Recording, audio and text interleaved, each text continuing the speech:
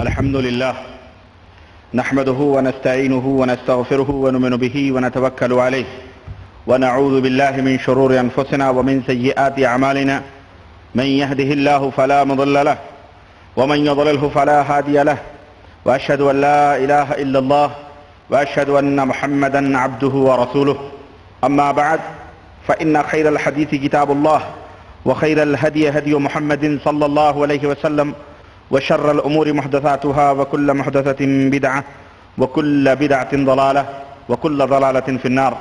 قال الله تبارك وتعالى في كلامه المجيد: أعوذ بالله السميع العليم من الشيطان الرجيم.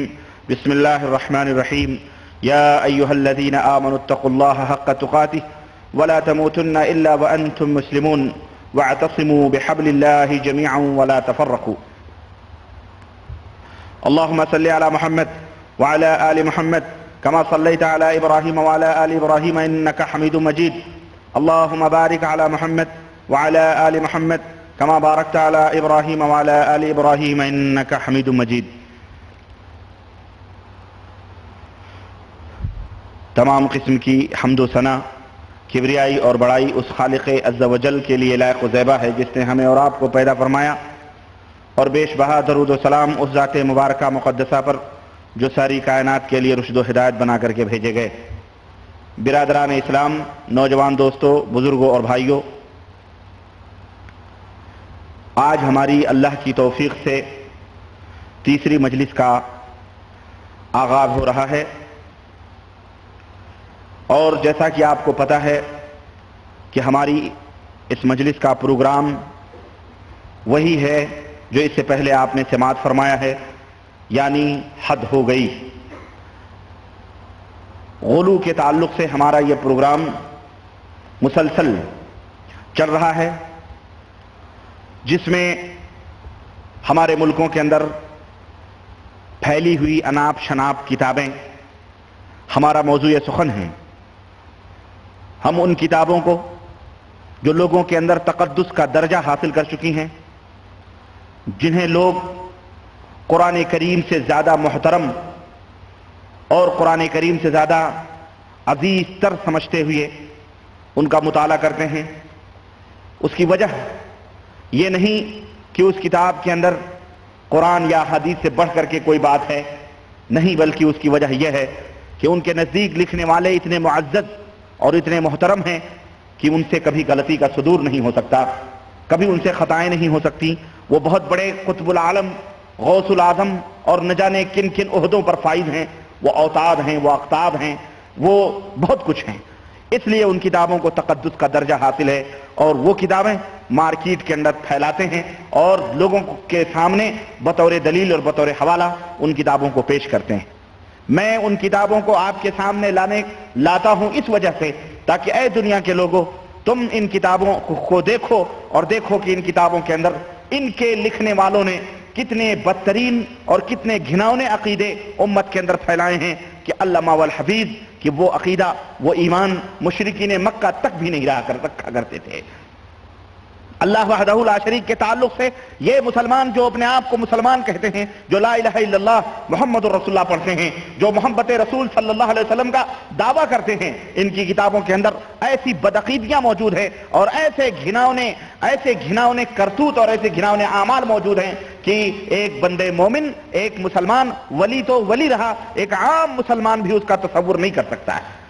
میں نے اس تعلق سے چند حوالے آپ کی خدمت میں پیش کیے تھے، اور میں نے بتایا تھا کہ دنیا کے سامنے بالخصوص یہ باتیں جو میں عرض کر رہا ہوں دنیا کے سامنے ایک چیلنج ہیں، ایک قسم کی تحدی ہے، ایک قسم کی وارننگ ہے کہ دنیا کے لوگوں، ان حوالوں کو تم تو غلط ثابت نہیں کر سکتے، لیکن تم سے ہماری یہی درخواست ہے کہ اللہ سے ڈرو، اور اللہ سے ڈرتے ہوئے ان کتابوں کو دریا برد کر دو، ان کتابوں کو آگ لگا دو. اور جو کتابیں امت کے اندر فرقہ واریت پھیلا رہی ہیں، جو کتابیں امت کو تقسیم کر رہی ہیں، جو کتابیں امت کے اندر بدعقیدیاں پھیلا رہی ہیں، جو کتابیں امت کے اندر بےہودیاں سکھا رہی ہیں، ایسی کتابوں کو جلا دو. ایسی کتابوں سے رشتے توڑ کر مدینے والے کی لائی ہوئی کتاب قرآن کریم اور اس کی کہی ہوئی بات احادیث مصطفیٰ صلی اللہ علیہ وسلم کو اپنے سینے سے لگا لو اور اس کے اوپر عمل کرو. یہی ہماری دعوت ہے, یہی ہماری آواز ہے اور یہی ہماری پکار ہے دنیا کے لوگوں کے سامنے. اور یہی چیز جہاں ہم ایک طرف بھلائیوں کا حکم دیتے ہیں,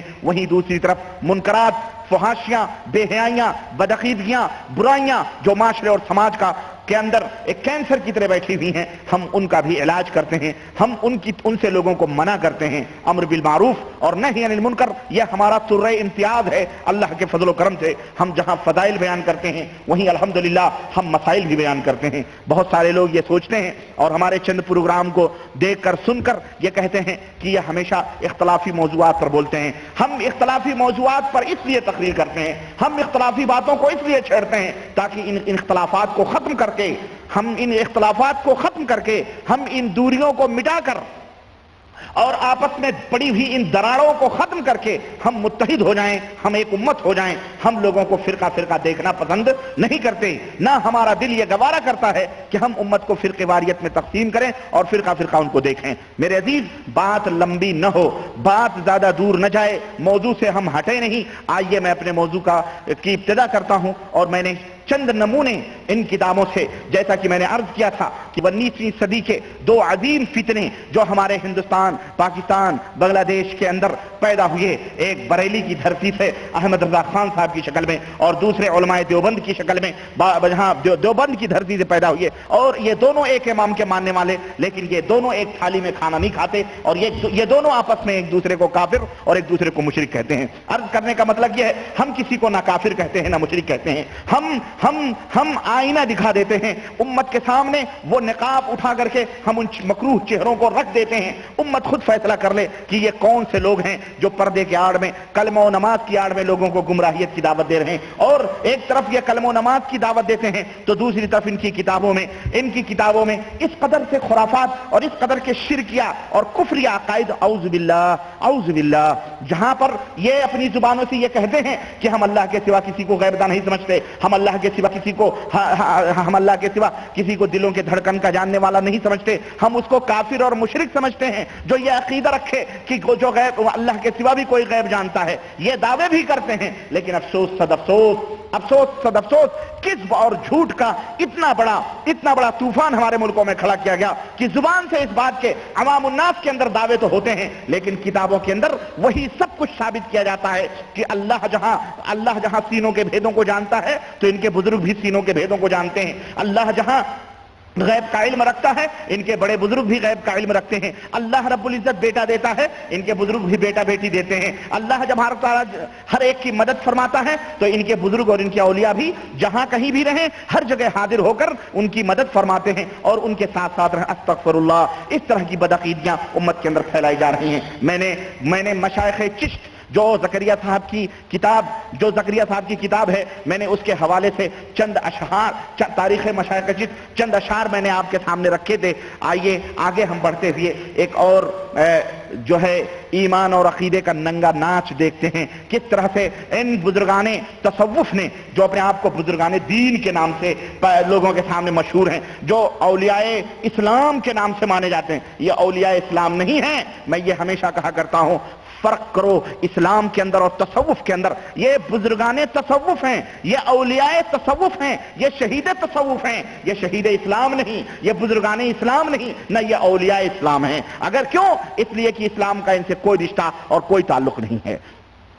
میں ایک حوالے سے یہ ملفوظات اعلی حضرت جسے ہمارے بریلوی کے لوگ جو ہندوستان پاکستان کے اندر اپنے آپ کو سکے اعلی حضرت اور اعلی حضرت کے کتے اور پتہ نہیں کیا کیا کہتے ہیں, اور یہ احمد رضا خان صاحب کی ملفوظات ہے.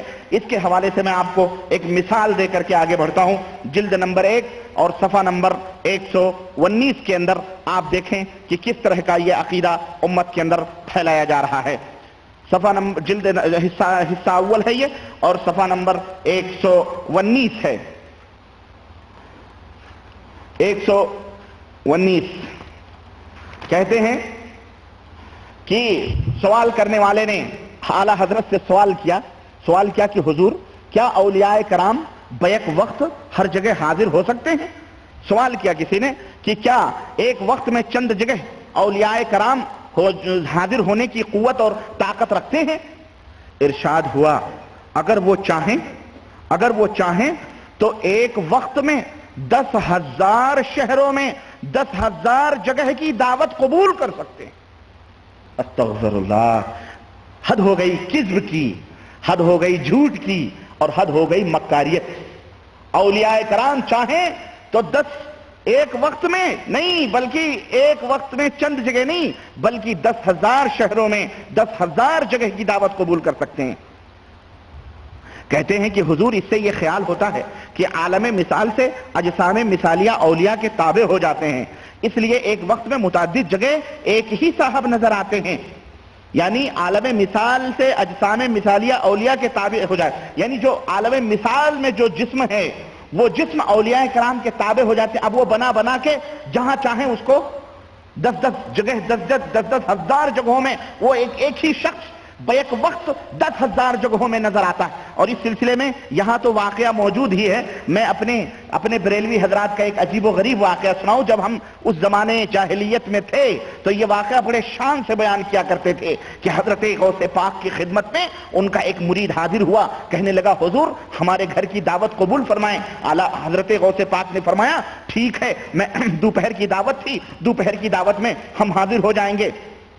تھوڑی دیر کے بعد دوسرا مرید آیا، اس نے کہا حضور دوپہر کا کھانا ہمارے گھر میں تشریف رکھیں اور ہمارے گھر تناول فرمائیں۔ غوث پاک نے فرمایا ٹھیک ہے ہم حاضر ہو جائیں گے۔ تیسرا آیا، چوتھا آیا، پانچواں آیا، چھٹا آیا، غوث پاک نے ہر ایک کی دعوت قبول فرما لی۔ اور دوسرے دن جب سارے مرید جمع ہوئے تو بڑے فخر سے ایک مرید نے بیان کیا کہ کل دوپہر کا کھانا حضرت غوث پاک رضی اللہ تعالیٰ عنہ نے ہمارے گھر پہ تناول فرمایا ہے۔ دوسرے مرید نے کہا نہیں اسی ٹائم تو ہمارے گھر غوث پاک تشریف رکھتے تھے۔ تیسرے نے کہا نہیں تم جھوٹ بولتے ہو، غوث پاک ہمارے گھر تشریف رکھتے تھے۔ چوتھے نے کہا نہیں تم بھی جھوٹ بول رہے ہو، غوث پاک ہمارے گھر دوپہر کے ٹائم حاضر تھے۔ اس طرح مریدوں میں جھگڑا ہوا، 500 مریدوں میں لڑائی ہونا شروع ہوئی۔ کوئی کہتا ہمارے گھر، وہ کہتا نہیں تم جھوٹ لو ہمارے گھر۔ اتنے میں حضرت غوث پاک تشریف لائے، کہنے لگے کس بات پہ جھگڑ رہے ہو؟ کہنے لگے حضور آپ ہمارے گھر تشریف لے گئے تھے۔ کہنے لگے ہاں۔ دوسرے نے کہا حضور آپ ہمارے گھر دوپہر کو تشریف لے گئے تھے۔ کہنے لگے ہاں۔ تیسرے نے کہا حضور آپ ہمارے گھر میں دوپہر کا آپ نے کھانا کھایا۔ کہاں؟ کہیں کہ حضور یہ کیسے ہو سکتا ہے کہ ایک ہی ٹائم میں ایک ہی دن ایک وقت کا کھانا آپ 500 گھر کے اندر کیسے کھا سکتے ہیں؟ کیسے آپ کھا سکتے ہیں؟ حضرت غوث پاک نے اس وقت درخت پر نظر ڈالی اور کہا اس درخت کے اوپر دیکھو، اس درخت کے پتوں کو دیکھو۔ تمام مریدوں نے درخت کے اوپر جب نظر ڈالی تو ڈالی پتے میں حضرت غوث پاک کی شکل و صورت نظر آ رہی تھی۔ حضرت غوث پاک کی شکل و صورت نظر آ رہی تھی۔ جب ان کے گدا بھر دیتے ہیں شاہانِ زمانہ کی جھولی، محتاج کا جب یہ عالم ہے مختار کا عالم کیا ہوگا؟ اب اس پہ نعرے رسالت۔ اب وہ جو شیطان ان کو گدگدیاں لگاتا تھا اور جو شیطان ان سے جو اب وہ پورے اچھل کر کے سامنے یہ عقیدے ہیں اللہ کی قسم۔ بڑے بڑے جغادری، بڑے بڑے علامہ، بڑے بڑے شیخ الحدیث اور بڑے بڑا فلانا کہلانے والے ہمارے ملکوں کے اندر عمامے ٹوپیاں باندھ کر کے اللہ اکبر اس طرح کے خرافات اور بدتمیزیاں پھیلاتے ہیں۔ کوئی کہہ سکتا ہے کہ چلو میاں یہ تو مولویوں کی، یہ واعظوں کی، یہ عام لوگوں کی باتیں ہیں، ہمارے عقیدے ایسے نہیں ہیں۔ لیکن آؤ ہم تمہیں تمہارے اعلیٰ حضرت کا آئینہ دکھاتے ہیں، اعلیٰ حضرت کا یہ ناپاک چہرہ دکھاتے ہیں جس کے اوپر تم ناز کرتے ہو، جس کی کتاب کے ابتدا میں تم نے یہ بات لکھی ہے کہ تمام مسلمانان عالم کے لیے ایک اعلیٰ ترین دستور العمل ہے، ایک اعلیٰ ترین حضور پر نور سے بھرے ہوئے لوگوں کا یہ قصہ سنو۔ کہتے ہیں کہ امثال اگر ہوں گے تو جسم کے ان کی روح پاک ان تمام اجسام سے متعلق ہو کر تصرف فرمائے گی، تو از روئے روح اور حقیقت وہی ایک ذات ہر جگہ موجود ہے۔ یہ بھی فہم ظاہر میں، ورنہ سب سنابل یہ بھی فہم ظاہر میں ایک ہی ذات ہے اور وہ ہر جگہ موجود ہے۔ نعوذ باللہ، اللہ وحدہ لا شریک، ہمارا یہ ایمان اور یہ اللہ کے بارے میں بھی یہ عقیدہ رکھتے ہیں، ایک ہی ذات ہر جگہ موجود ہے، یہاں بھی موجود، وہاں بھی موجود، وہاں بھی موجود، وہاں بھی موجود، جبکہ ہم اہل سنت والجماعت کا یہ ایمان اور عقیدہ نہیں ہے۔ الحمدللہ ہمارا ایمان اور عقیدہ ہے کہ اللہ وحدہ لا شریک عرش کے اوپر مستوی ہے، کیونکہ رب فرما رہا ہے الرحمن علی العرش استوى، الرحمن عرش کے اوپر مستوی ہے، اللہ عرش کے اوپر ہے، یہ ہمارا ایمان اور عقیدہ ہے۔ تب رہا اللہ کا علم ہر جگہ موجود ہے، از روئے علم اللہ رب رب العزت ہر جگہ اللہ تبارک تعالیٰ کا علم محیط ہے، ہر چیز کو محیط ہے، ہر جگہ اللہ رب العزت کا علم موجود ہے، اس کا علم بہت وسیع ہے۔ تو ہمارا یہ ایمان اور عقیدہ ہے۔ لیکن ان بدعتیوں کا یہ ایمان اور عقیدہ ہے کہ اللہ ہر جگہ موجود ہے۔ اب ان کے بزرگان دین بھی نعوذ باللہ ذات ایک ہے، ہر جگہ موجود ہے۔ کہتے ہیں سبع سنابل شریف میں لکھا ہوا ہے کہ سیدی فتح محمد قدس سرہ الشریف کا وقت واحد میں 10 مجلسوں میں تشریف لے جانا تحریر فرمایا گیا ہے۔ یہ ایک بزرگ تھے سیدی فتح محمد، یہ ایک وقت میں 10 جگہ تشریف لے گئے تھے۔ ایک وقت میں بولو 10 جگہ تشریف لے گئے تھے۔ انہوں نے تو 10 ہی کی قید لگائی، اوپر تو اعلیٰ حضرت فرماتے ہیں کہ ہزاروں جگہ پر تشریف لے جا سکتے ہیں۔ کہتے ہیں اچھا تشریف کسی نے عرض کیا کہ حضرت نے ایک ہی وقت میں 10 جگہ تشریف لے جانے کا وعدہ فرما لیا ہے، یہ کیسے ہو سکتا ہے کہ آپ ایک ہی وقت میں 10 جگہ تشریف لے جائیں گے، یہ کیسے ہوگا؟ حضرت شیخ سیدی فتح محمد نے فرمایا کرشن کنہیا کافر تھا، کرشن کنہیا کافر تھا اور ایک وقت میں کئی 100 جگہ موجود ہو گیا، تو فتح محمد اگر چند جگہ ایک وقت میں ہو جائے تو اس میں تعجب کی کیا بات؟ دلیل دیکھیں شیطان بھی شرم کھائے اپنے شاگردوں سے۔ کتنے اچھے شاگرد ہیں، کتنے پیارے پیارے میٹھے میٹھے شاگرد ہیں، اپنے بھائیوں کی دلیلیں پیش کر رہے ہیں۔ جب کرشن کنہیا کئی 100 جگہ حاضر ہو سکتا ہے، گویا ان بدعقیدوں کا اور دوسروں کو، یہ تو ہمیں کہتے ہیں یہ وہابی بد مذہب لوگ ہیں، یہ بد مذہبی دیکھو، بے غیرتی کی حد ہو گئی، واقعی حد ہو گئی کہ نہیں ہو گئی؟ حد ہو گئی واقعی، یہ کفر کی حد ہو گئی۔ اب ایک کافر سے تجھے اللہ کا کلام نہ ملا، تجھے نبی کا فرمان نہ ملا، تو ایک کرشن کنہیا کے عقیدے سے اور کرشن کنہیا جیسے کافر سے اپنے بزرگوں کا استدلال کر رہا ہے۔ استغفر اللہ، یہ ہے ننگے اسلام اور یہ ہے ننگے دین و ایمان، جو ننگا ناچ اسلام کا ناچتے ہیں اور اپنے آپ کو لیبل لگایا ہوا ہے۔ کیا لگایا ہوا معلوم ہے؟ اہل سنت والجماعت، ٹیٹیت سناتن سنی، بالکل پکا مضبوط مہر بند سکہ بند قلعہ بند۔ قرآن و سنت سے ہرگز وہ باتیں ان میں داخل نہیں ہو سکتی۔ جناب علی، اب جناب علی ایک وقت میں کیا ذکر کر کے فرمایا، کیا گمان کرتے ہو کہ شیخ ایک جگہ موجود تھے باقی جگہ مثالیں تھیں؟ ہاشا نہیں، ہاں کہتے ہیں یہ بھی نہ سوچو کہ میں یہاں موجود رہوں اور میری مثال ہر جگہ موجود ہو، کبھی تمہارے دلوں میں یہ ذہن میں تصور بھی نہ آئے، نہیں بلکہ بذات خود ہر جگہ موجود تھے، مثال نہیں بلکہ بذات خود ہر جگہ حضور موجود تھے۔ اعوذ باللہ، استغفر اللہ۔ اور سنیں، یہ تو ہوا ان کا عقیدہ، کن کا؟ یہ ہمارے میٹھے میٹھے زہریلے بھائیوں کا۔ یہ بڑی میٹھی زہر ہے بیٹا، میٹھی نہیں بلکہ ان کو تو میں پیدل سمجھتا ہوں عقل سے، کیوں یہ بریلوی جو اپنے آپ کو کہتے ہیں بیچارے، ان کے مولوی بھی، ان کے علامہ پھلانا بھی، یہ بیچارے یہ عقل سے پیدل لوگ ہیں۔ یہ بالکل یعنی ان کو میں مرفوع قلم سمجھتا ہوں، بے ایمانہ کہ ان کو عقل نہیں، ان کو سمجھ نہیں، یہ بس اپنے پیروں اور سجادہ نشینوں اور مولویوں کی اس پر مزاروں پر اور ان کے اس پر بغلے بجاتے پھر رہے ہیں۔ میں ان کا کیا کروں جو ہمارے ملکوں کے اندر بڑے بھاری توحید پرست اور بڑے بھاری موحد کے نام سے جانے جاتے ہیں، جو کہتے ہیں جی، اور دنیا بھی ہمارے ملکوں کے اندر یہ ہمارے دیوبندی حضرات جو بڑے باصفا پاک و صاف بنتے ہیں اور بڑے بڑے مولوی مولانا لوگ ہیں، بڑے بڑے لوگ، اور ابھی تک ان کے اوپر کسی نے انگلی نہیں اٹھائی۔ کیوں؟ انگلی اٹھاتے ہوئے خوف لگتا ہے کہ چہرہ دیکھو، شکل و صورت دیکھو، ایسا لگتا ہے جیسے ابھی سدرۃ المنتہا سے جبریل امین سے مصافحہ کر کے آ رہے ہیں۔ ہاں ایسے محسوس ہوتے ہیں تقوی طہارت، لیکن اندر کس قدر گندا ہے ان کا، استغفر اللہ۔ میں آپ کو بطور مثال پیش کروں، یہ میرے ہاتھ میں حکایات اولیاء ہے جناب، یہ تو 10,000 جگہ پر، یہ تو زندہ تھا مثال، زندہ مثال میں نے دی احمد رضا خان کی کتاب ملفوظات اعلیٰ حضرت سے کہ وہ زندہ ہو کر ہر جگہ حاضر ہو سکتے ہیں۔ دیوبندیوں نے کہا یہ کوئی کمال ہے کہ تیرا بزرگ زندہ ہو کر کے اور ہر جگہ حاضر ہو؟ ابے یہاں دیکھ، ہمارے بزرگ مرنے کے باوجود بھی نومن مٹی کھود کے باہر نکل کے حاضر ہو جاتے ہیں، تو عالم مثال کی بات کر رہا ہے؟ تو اگر خان صاحب نے بڑھ ماری تو شیخ صدیقیوں نے کوئی سہارنپور کے شیخ پیچھے نہیں رہیں گے. یہ شیخ تو وہ ہیں جو کھچووں کو دھوکہ دینے والے لوگ ہیں, سمجھ رہے ہیں؟ یہ کہیں ہم کیوں پیچھے رہیں. چنانچہ حکیم الامت, یہ کون ہے؟ یہ حکیم الامت کی پڑیا سنو.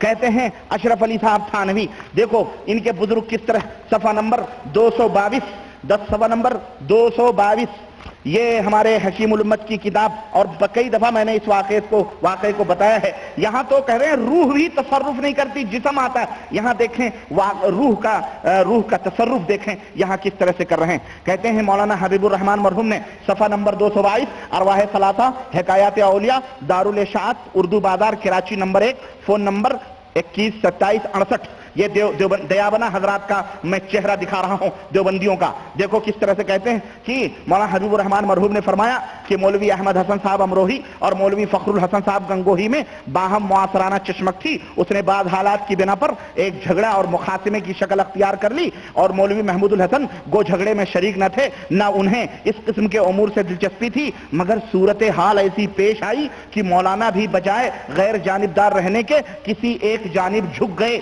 اور یہ واقعہ کچھ طول پکڑ گیا, لمبا ہو گیا, جھگڑا لمبا ہو گیا.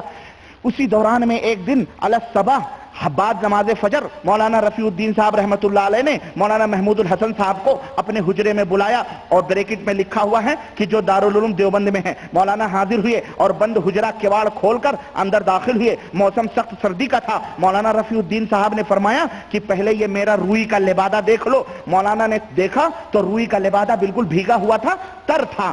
فرمایا واقعہ یہ ہے. کہنے کے بعد کیا ہے؟ کہنے کے واقعہ یہ ہے کہ ابھی مولانا نانوتوی رحمت اللہ علیہ, یہ مولانا نانوتوی مر چکے ہیں, برسوں گزر چکے ہیں. کہتے ہیں ابھی مولانا نانوتوی رحمت اللہ علیہ جسد عنصری کے ساتھ, بالکل جیسے دنیا میں زندہ تھے اسی جسم کے ساتھ میرے پاس تشریف لائے تھے, جس سے میں ایک دم پسینہ پسینہ ہو گیا اور میرا لبادہ تربتر ہو گیا. اور فرمایا کہ محمود الحسن کو کہہ دو کہ وہ اس جھگڑے میں نہ پڑے. ماشاءاللہ, استغفر اللہ, ماشاءاللہ کیا نعوذ باللہ کہیں. قبر سے اٹھ کر کے آ رہے ہیں کہ محمود الحسن کو کہہ دو اس جھگڑے میں نہ پڑیں, بس میں نے یہ کہنے کے لیے بلایا ہے. مولانا محمود حسن نے عرض کیا کہ حضرت میں آپ کے ہاتھ پر توبہ کرتا ہوں کہ اس کے بعد میں اس قصے میں کچھ نہیں بولوں گا. استغفر اللہ. یہ مولانا دیوبند کے ہیں, دیوبند کے بڑے بڑے علماء ہیں یہ, اور ان کے مریدین بہت سارے, یہ آج کل کے جو قاسمی وسمی گھوم رہے ہیں نا, یہ سب انہی کے چیلے چاپڑ لوگ ہیں. ان سے ذرا پوچھو کہ حضرت ایک آدمی جب مر گیا تو مولانا اشرف علی صاحب تھانوی اس کے اوپر ٹپڑی لگا رہے ہیں, تبصرہ کر رہے ہیں, کہہ رہے ہیں یہ واقعہ روح کا تمثل تھا اور اس کی دو صورتیں ہو سکتی ہیں. ایک یہ کہ جسد مثالی تھا مگر مشابہ بجسد عنصری کے, دوسری یہ کہ روح نے خود عناصر میں تصرف کر کے جسد عنصری تیار کر لیا ہو, مگر وقت گزر جانے پر پھر اس مرکب کو تحلیل کر دیا جاتا ہے. استغفر اللہ. یہ سب منطقی اور فلسفی باتیں ہیں. کہتے ہیں یہ روح کا تصرف تھا. روح, میں پوچھنا چاہتا ہوں علماء دیوبند سے اور اپنے یہ جو ہے بیچارے عوام کو جو گمراہ کرتے ہیں توحید اور سنت کا نام لے کر کے, میں ان سے پوچھنا چاہتا ہوں کہ ذرا یہ عقیدہ ذرا تم ملاحظہ کرو. کیا یہ عقیدہ قرآن و سنت سے ثابت ہے؟ کیا صحابہ کرام کا یہ عقیدہ تھا؟ کیا حضرت ابو بکر کا یہ عقیدہ تھا؟ کیا حضرت عثمان غنی کا یہ عقیدہ تھا؟ کیا حضرت علی کا یہ عقیدہ تھا؟ کیا امام ابو حنیفہ رحمۃ اللہ علیہ کا یہ عقیدہ تھا کہ روح تصرف کرتی ہے, کہ روح اگر وہ جنت میں ہے تو وہ جنت چھوڑ کر کے اس جہنمی دنیا میں کیوں آئے گی؟ اگر وہ جہنم میں ہے تو داروغہ جہنم یا جہنم کے فرشتے اسے ایسے ہی آزاد چھوڑ دیں گے کہ جاؤ دنیا کے اندر تعلیمات دو, اپنے بزرگوں اپنے شاگردوں کو باقاعدہ نصیحتیں کرو. اور تو اور ہے, یہ بتاتے خود ایک کفری عقیدہ ہے. یہ بالکل وہی ہندوؤں کا, کافروں کا عقیدہ ہے جو آواگمن کا عقیدہ ہے. وہ ان کا یہ عقیدہ ہے کہ روح پھر دوسری شکل میں تبدیل ہو کر دنیا کے اندر آتی ہے اور آ کر کے اپنے کرم اور اپنے اعمال کے حساب سے لوگوں کے اندر وہ روح رہتی ہے. نعوذ باللہ. یہ کافروں کا عقیدہ ہے, یہ مسلمان کا عقیدہ نہیں ہو سکتا ہے, یہ کسی بندے مومن کا عقیدہ نہیں ہو سکتا ہے. اور سنو, اور اللہ رب العزت, میں یہ دعویٰ کرتا ہوں کہ اللہ کے سوا کوئی بھی غیب نہیں جانتا, اور یہ علماء اہل سنت والجماعت کا یہ متفقہ عقیدہ ہے کہ اللہ کے سوا کوئی غیب نہیں جانتا. لیکن اگر کوئی شخص اشارتن واقعتن یا صراحتن اگر اس بات کا دعویٰ کرے کہ وہ غیب جانتا ہے یا اس کے بزرگ غیب جانتے ہیں یا اولیاء اللہ غیب جانتے ہیں اور اس کے اوپر وہ دلائل پیش کرے تو پھر ایسی صورت میں ایسا بندہ بھی مسلمان نہیں ہے بلکہ وہ بھی پرلے درجے کا کافر ہے۔ اور بتاؤ نومن مٹی کے نیچے سویا ہوا دیوبندیوں کا یہ پیر مولانا محمود الحسن دیوبند میں ہونے والے جھگڑوں کا پتہ اسے کیسے چل گیا؟ اسے کیسے پتا چل گیا کہ دیوبند کے دونوں مولوی لڑ رہے ہیں؟ چلو ٹھیک ہے، ایک تو یہ، نمبر دو ہمیں یہ بتایا جائے کہ مولانا محمود حسن صاحب کا دل کسی ایک کی طرف مائل ہو گیا تو مولانا قاسم نانوتوی قبر کے اندر، اور انہیں مولانا کہنا بھی میں مولانا کی توہین سمجھتا ہوں، مولانا کے مطلب ہوتے ہیں ہمارے آقا یا ہمارے بڑے، ہمارے یہ بڑے نہیں ہو سکتے، یہ تمہارے بڑے ہوں گے تو ہوں گے، ہم انہیں بڑا نہیں تصور کرتے۔ چلو قاسم نانوتوی صاحب جو ہیں، یہ قاسم نانوتوی صاحب انہیں قبر کے اندر نومن مٹی کے نیچے محمود الحسن صاحب کے دل کا کسی ایک کی طرف رجحان مائل ہو جانا نومن مٹی کے نیچے انہیں کیسے پتا چل گیا؟ انہیں کیسے پتا چل گیا یہ بتاؤ ہم کو۔ نمبر 3 پتا چل گیا، انہیں اجازت کس نے دی کہ تم قبر کھود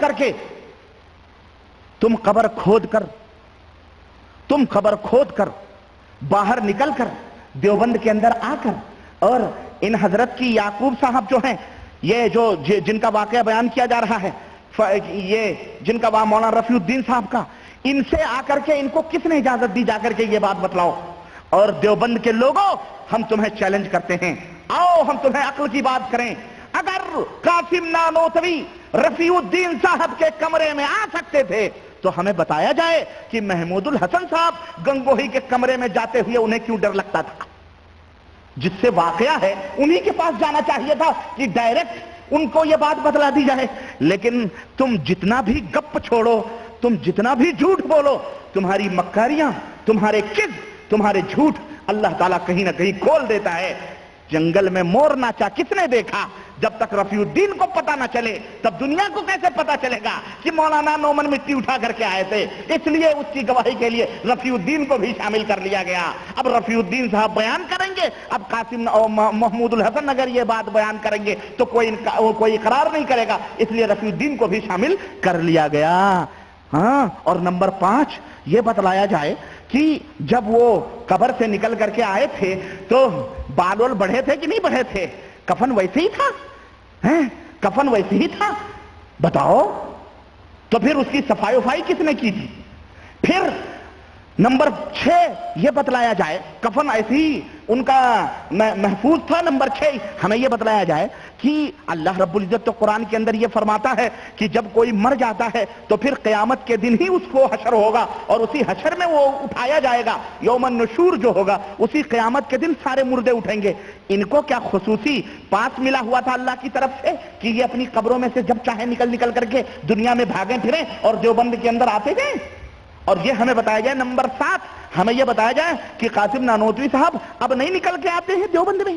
دیوبند میں اتنا بڑا فراڈ ہوا، دیوبند میں جو ہے قاری طیب کے مرنے کے بعد اتنا بڑا فراڈ ہوا اور اسد مدنی وغیرہ اتنے بڑے فراڈ کیے اور اسٹرائک ہوئی اور نہ جانے کیا کیا ہوا۔ قاسم نانوتوی اب جھگڑوں میں کیوں نہیں آتے؟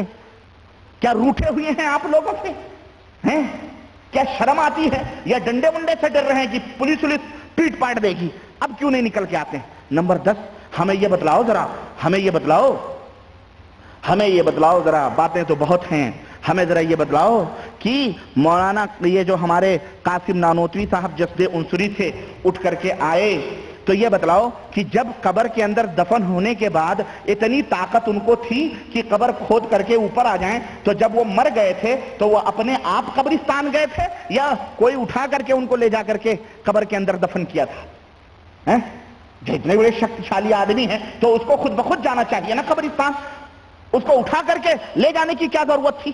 لیکن دعویٰ تو یہ کرتے ہیں کہ جناب علی محدث تھے، بہت بڑے علامہ تھے، لیکن یہ تمام سب عقیدے جو فاسد عقیدے اس طرف، اور یہی نہیں صرف ان کے عقیدے ہی کا پتہ نہیں چل رہا، اس میں مولانا اشرف علی بھی کا بھی عقیدہ پتہ چل رہا ہے، رفیع الدین کے بھی عقیدے کا پتہ چل رہا ہے، اور جو مولوی تھے ان کے بھی عقیدے کا پتہ چل رہا ہے، اور اس کے اندر مولانا محمود حسن جو مفسر قرآن مانے جاتے ہیں ان کی بھی بدعقیدگی کا پتہ چلتا ہے۔ پتہ یہ چلا کہ عامے کے عامے پورے کے پورے کالے ہیں اور یہ بدعقیدہ لوگوں کی ایک ٹولی ہے اور جماعت ہے جس سے ہندوستان کے اندر یہ مکروہ چہرے چھپا کر اور پاکستان اور بنگلہ دیش کے اندر دنیا کو گمراہ کرنے کا انہوں نے بیڑا اٹھایا ہوا ہے۔ اللہ رب العزت ان سے ہمیں محفوظ رکھے۔ 294 کے اندر میں ایک اور میں واقعہ آپ کو بتاؤں کہ مرنے کے بعد بھی کہتے ہیں کہ قبروں کے اندر مرنے کے بعد بھی کرامات کا ظہور ہوتا ہے۔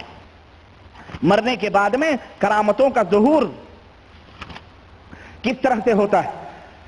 کہتے ہیں کہ جو لوگ مر جاتے ہیں مرنے کے بعد بھی اللہ کے نبی کے معجزے تو ختم، سوائے قرآن کے جو زندگی میں معجزہ ہوا تھا ہے نا وہ باقی ہے، باقی اللہ کے نبی قبر میں چلے جائیں تو پھر کوئی معجزہ ظاہر نہ ہو، لیکن ان دیوبندیوں کے جو بزرگ ہیں، دیابنا حضرات کے تبلیغی جماعت اور یہ جتنے بھی لوگ ہیں دیوبندی، ان کے جو بزرگ ہیں یہ مرنے کے بعد بھی کرامتیں پھیلاتے ہیں، مرنے کے بعد بھی کرامتیں بانٹتے ہیں۔ یہ دیکھو 294 حکایات اولیاء یعنی ارواح ثلاثہ اشرف علی صاحب تھانوی کی، اور ہمیں جھوٹا نہ کہو، جھوٹو تم خود جھوٹے ہو، کیوں ان کتابوں کے اندر ہم نے نہیں تحریر کی ہیں، تمہارے مولوی کی، تمہاری محفل سجا رہا ہوں، زبان میری ہے بات ان کی اور انہی کے مطلب کی کہہ رہا ہوں، چراغ تمہاری محفل سجا رہا ہوں، چراغ میرا ہے رات ان کی، اور تمہارے مطلب کی کہہ رہا ہوں، زبان میری ہے بات ان کی، سیاہی ہماری نہیں، کاغذ ہمارے نہیں، کتاب ہمارے نہیں، نہ قلم ہمارے، قلم بھی تمہارا، سیاہی بھی سب کچھ تمہاری۔ یہ دیکھو کیا کہہ رہے ہیں، کہہ رہے ہیں کہ مولوی معین الدین صاحب حضرت مولانا محمد یعقوب صاحب کے سب سے بڑے صاحبزادے تھے، وہ حضرت مولانا کی ایک کرامت جو بعد وفات واقع ہوئی یہ بیان فرماتے تھے کہ ایک مرتبہ ہمارے نانوتا میں جاڑے کا بخار بڑی کثرت سے آیا، سو جو شخص بخار آیا، بہت زبردست بخار آیا نانوتا شریف کے اندر، نانوتا ہمارے سہارنپور دیوبند نانوتا یوں سب ہے قریب ہی میں، کہتے ہیں بہت بخار ہوا، جو شخص مولانا کی قبر سے مٹی لے جا کر باندھ لیتا اسے ہی آرام ہو جاتا۔ جو بھی مولانا کی قبر سے وہ کوئی مٹی نہ ہوئی، وہ تو کوئی حکیم کی وہ ہو گئی زنبیل کہ اس سے جو بھی دوائیاں نکال، مٹی اٹھا کے لے جاتے، مولا آرام ہو جاتا۔ اس کثرت سے مٹی لے گئے کہ جب ہی قبر پر مٹی ڈلواؤں تبھی مٹی ختم، یعنی لوگ قبریں کھود کے لے جانے لگے لوگ۔ مجھے ایک پیر کا واقعہ یاد آتا ہے، کسی محلے میں کوئی پیر آیا، اب اس پیر سے کسی کی دشمنی تھی، اس نے کہا یار اس کو کس طرح ذلیل کریں، تو بس اس کی کرامت بیان کرنا شروع کیا پیر کی، اور کہا کہ ان کی کرامت یہ ہے کہ بس جو بھی ایک بال اپنے کھانوں اپنے گلوں میں رکھ لے، پیسوں میں رکھ لے تو برکت ہی برکت ہو، کبھی ختم نہ ہو۔ اب محلے کے لوگ سارے جاہل تھے، اس پیر کے اوپر ٹوٹ پڑے، اب اس کی داڑھی، اس کے مونچھ، اس کے ایک بال نوچ ڈالے، روکتے وہ چلاتا تھا، لیکن بدلہ اس نے زبردست لیا اور ایک بال نوچ ڈالے۔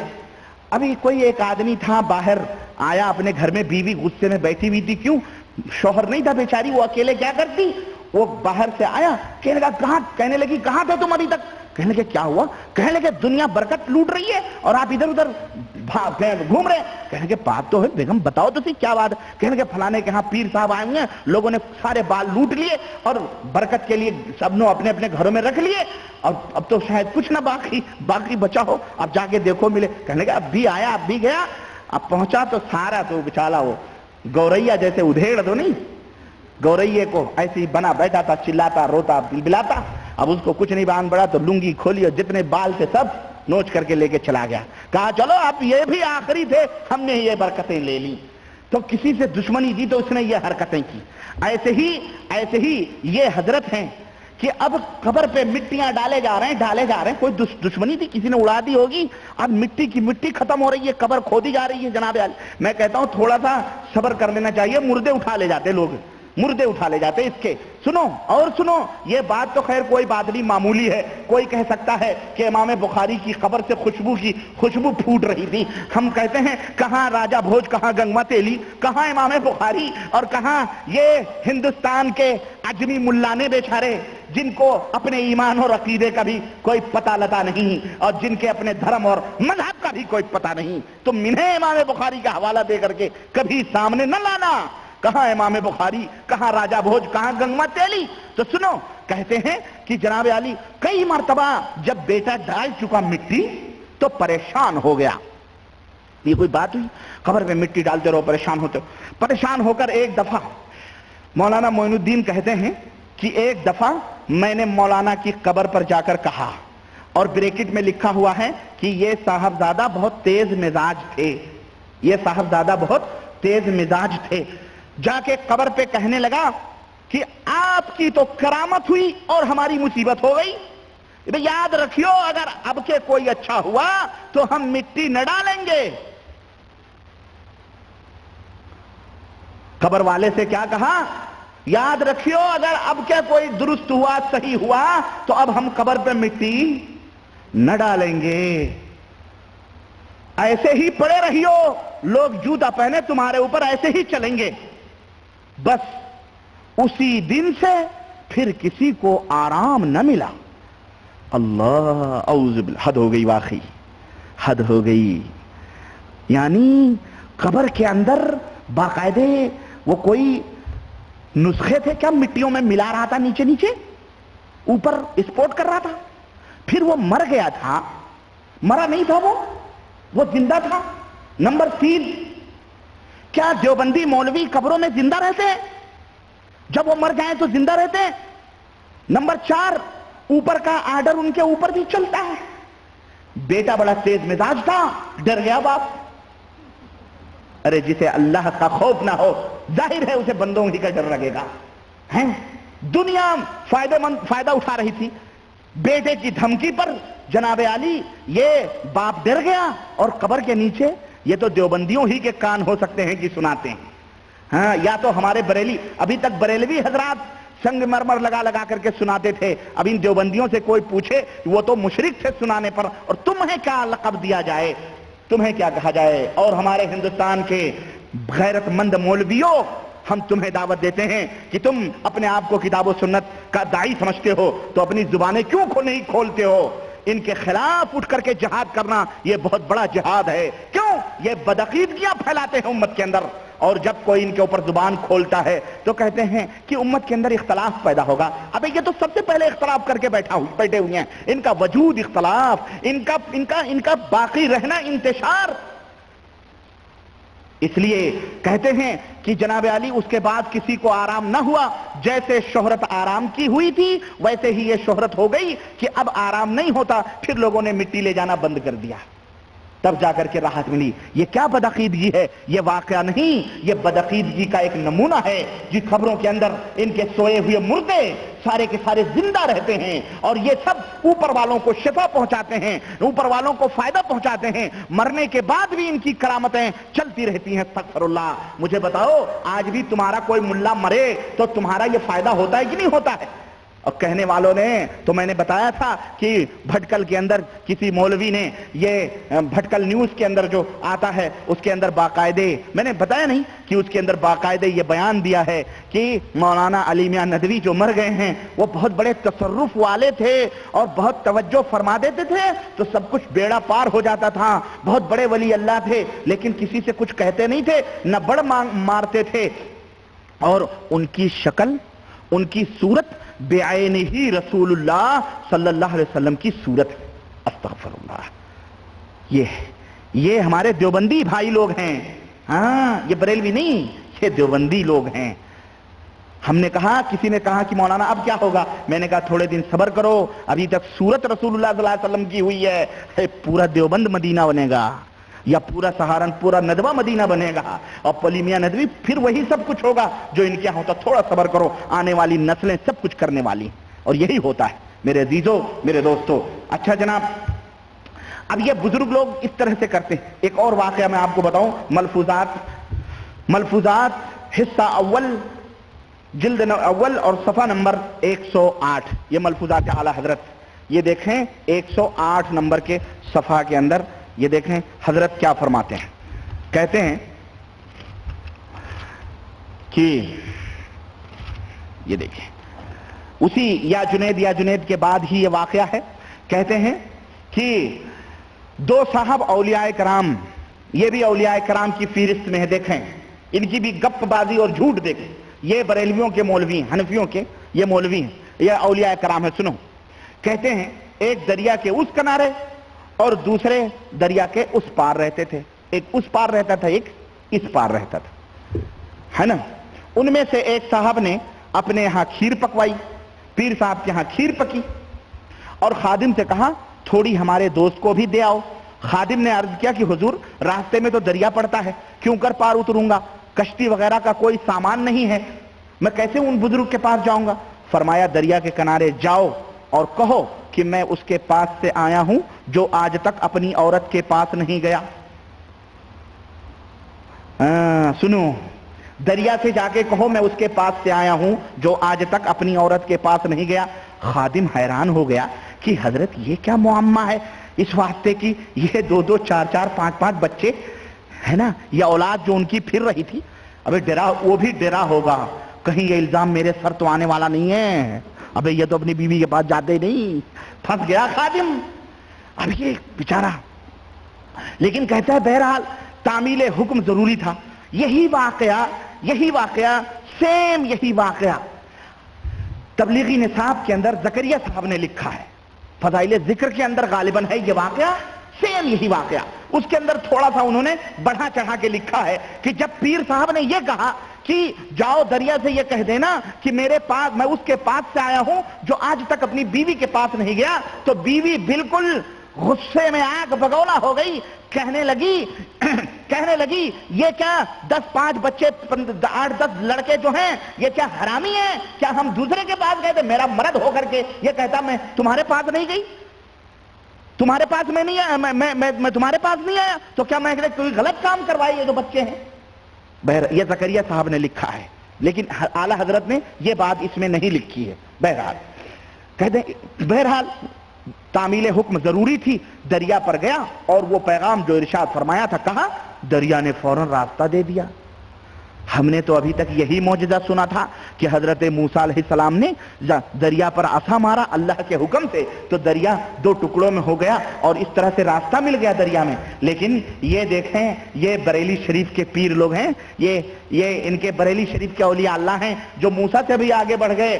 پیر تو پیر, وہاں تو موسیٰ نے ڈنڈا مارا, یہاں تو مرید بھی حکم دے رہا ہے اور باقاعدہ اپنے مرشد کا پیغام سنا رہا ہے, تو دریا انہیں راستہ دے رہا ہے اور اس طرح سے دریا پار ہو رہے ہیں. کہتے ہیں اس نے اس پار پہنچ کر ان بزرگ کی خدمت میں کھیر پیش کی. انہوں نے نوشجاں فرمائی, یعنی انہوں نے ہڑپ کر لیا پوری کھیر اور فرمایا ہمارا سلام اپنے آقا سے کہہ دینا. خادم نے عرض کی کہ سلام تو جب ہی کہوں گا جب دریا سے پار جاؤں. میں سلام تو جب ہی کہوں جب دریا کے پار جاؤں, دریا تو جوانی پر ہے, میں کیسے اس پار جاؤں گا.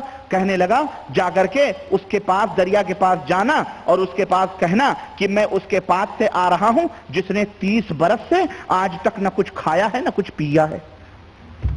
پوری کھیر ہڑپ کر گیا یہ سامنے, اور کہتا نہ کچھ کھایا ہوں نہ کچھ پیا ہوں.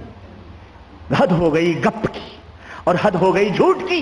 اور اے حنفیوں کے اولیاء, اور اے میرے حنفی بھائیوں, چاہے وہ دیوبندی ہو, چاہے وہ قادیانی ہو, چاہے وہ بریلوی ہو, چاہے وہ تبلیغی ہو, چاہے جس فرقے سے تمہارا تعلق ہو, کیونکہ تم تو آپس میں بھی بٹ گئے نا, اور یہ اللہ کا عذاب آیا ہوا ہے تمہارے اوپر. اور یہی نہیں, ابھی تو اور بھی بٹو گے تم اور اسی طرح پٹو گے. اللہ سے توبہ کرو اور قرآن و سنت کو اپنا دستور مانو. سنو, کہتے ہیں اب یہ جھوٹ کہاں سمانے والا, سامنے کھایا, پورا ہڑپ کر لیا. اور زکریا صاحب نے لکھا ہے کہ اس نے کہا کہ کھا کھا کر کے بھینس ہو گیا ہے نا, اور پھر بھی کہہ رہا 30 برس سے نہ کچھ کھایا ہوں نہ کچھ پیا ہوں.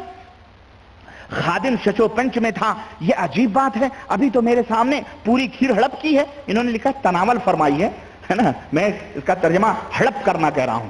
ہڑپ کر, کیوں یہ ہڑپ کرتے ہیں, کیوں یہ شیطان ہوتے ہیں, شیطان. ہاں آپ کو میں بتاؤں, گلبرگہ والے خواجہ نے اپنی کتاب کے اندر, ان کی کتاب جو ہے اس کا کیا نام, جوامع الکلم, انہوں نے لکھا ہے کہ مردوں کا چلہ کیا ہوتا ہے معلوم. مردوں کا چلہ یہ ہوتا ہے کہ 5-6 بکرے اور پتہ نہیں کتنے کلو کی پوڑیاں اور حلوے اور ماڑھے یہ کھائے, 5-6 بکرے ایک وقت میں کھائے اور کھا کر کے چلے میں بیٹھے اور پھر اسی وضو سے باہر نکلے. یہ مردوں کا چلہ ہے. ہم نے کہا یہ تو شیطان کا پیٹ ہوا. اللہ کے نبی صلی اللہ علیہ وسلم نے تو فرمایا ہے کہ مومن ایک اتڑی سے کھانا کھاتا ہے، لیکن شیطان اور کفار جو ہوتے ہیں ان کے 7 اتڑیاں ہوتی ہیں، یعنی بڑا لالچی اور حریص ہوتا ہے، اس طرح وہ کھانا کھاتا ہے. تو اس طرح سے دیکھیں، کہتے ہیں کہ فرماتے ہیں اتنی مدت سے کچھ نہیں. مرید سوچنے لگا کہ یہ ہمارے سامنے انہوں نے ہڑپی اور کہتے ہیں اتنی مدت سے کچھ نہیں کھا، لیکن ادب سے کچھ نہیں بولا. آ کر دریا پر جیسا فرمایا تھا اس نے کہہ دیا. پھر دریا نے راستہ دے دیا. جب آقا کی خدمت میں پہنچا تو اس سے رہا نہ گیا. اس نے کہا حضور یہ کیا معاملہ تھا، اتنے بچے آپ کے نے کبھی بیوی کے پاس نہیں گیا؟ اس نے پوری کھیر کھا لی. وہ کہہ رہا میں نے کبھی 30 برس سے کھانا نہیں کھایا، یہ کیا چکر ہے؟ اس نے کہا ہم اپنے لیے کچھ نہیں کھاتے، ہم اپنے لیے اپنے نفس کے لیے کچھ نہیں کھاتے. تو کیا شیطان کے لیے کھاتے ہو؟ کس کے لیے کھاتے ہو؟ یہ ولایت ہے، یہ جھوٹ، یہ گپ بازی، یہ ولایت کی نشانیاں ہیں. نعوذ باللہ، استغفر اللہ. یہ سراسر شیطانیت کی دلیل اور نشانیاں ہیں. اور اس کے نیچے اسی کے جسٹ نیچے کسی نے سوال کیا ہے کہ حضرت وہابیہ کی جماعت چھوڑ کر الگ نماز پڑھ سکتا ہے؟ ارشاد ہوا نہ ان کی نماز ہے، نہ ان کی جماعت ہے. ہاں، یہ ٹیٹیوس مکاروں جھوٹوں کی ٹولی، ان کی جماعت ہے، ان کی نماز ہے. یہی لوگ جنت میں جائیں گے. یہ سیدھے جہنم کے کندے بنیں گے، کندے. سن لو کان کھول کر کے. ہاں، اللہ کہتے ہیں وہابیوں کی بنوائی ہوئی مسجد ہے یا نہیں؟ کہتے ہیں کفار کی مسجد مثل گھر کے. استغفر اللہ. ہم کافر ہیں ان کی نظروں میں. یہ بہت بڑے مومن متقی لوگ ہیں جن کا یہ تھوپڑا ہے. دیکھو کتنا خوبصورت لگتا ہے کہ ساری کھیر ہڑپ کر جائے، جھوٹ بولے، بیوی کے 10 بچے ہو جائیں، جھوٹ بولے، کبھی بیوی کے پاس نہیں گیا. اعوذ باللہ، استغفر اللہ. ہمارے نبی صلی اللہ علیہ وسلم نے ایسی کوئی تعلیم نہیں دی ہے. چلیں، یہی ملفوظات اعلی حضرت ہے.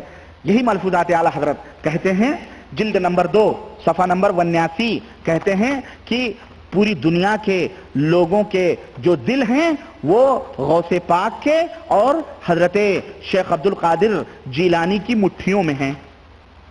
دنیا کے دل کہاں ہیں؟ کہتے ہیں کہ غوث و رضا کی مٹھیوں میں لوگوں کے دل ہوتے ہیں. اللہ کے نبی صلی اللہ علیہ وسلم کی حدیث ہے کہ قلب الانسانی بین اصبع الرحمن، انسان کا دل رحمان کی 2 انگلیوں کے درمیان ہوتا ہے. اللہ جیسے چاہتا ہے اس کو گھماتا ہے.